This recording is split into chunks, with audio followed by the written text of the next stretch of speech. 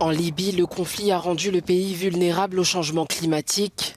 Une situation qui risque d'accroître les impacts sur la production agricole et entraîner des répercussions sur les conditions de vie de milliers de personnes.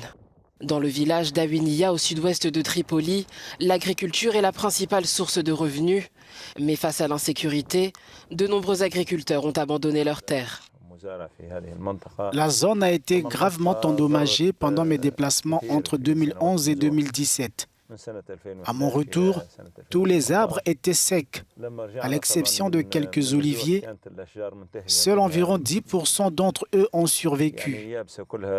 Les autres, y compris les amandiers et même les broussailles, avaient disparu. Il n'en reste plus rien.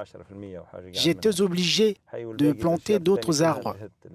L'agriculture était une source de revenus importante pour de nombreuses personnes ici.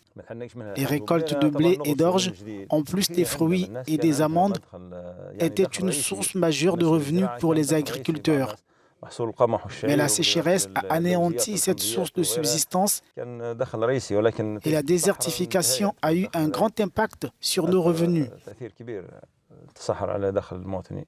Compte tenu de l'impact d'années d'instabilité, la capacité d'adaptation du pays s'est affaiblie.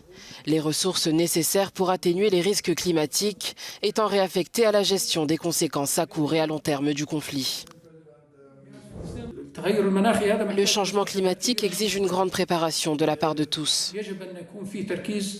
L'accent doit être mis sur la sensibilisation des gens à tous les dangers que représente ce problème, en particulier dans notre pays. Des mesures sérieuses doivent être prises pour que nous puissions mettre fin aux empiètements sur les terres agricoles et tenter d'accroître les investissements dans les terres arables.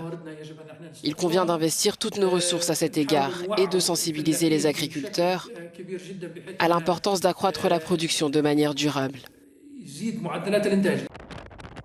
Les ressources en eau renouvelable limitées associées à la sécheresse et à la pauvreté des sols limitent fortement la production, obligeant le pays à importer environ 75% de la nourriture nécessaire pour répondre aux besoins locaux selon la Banque mondiale.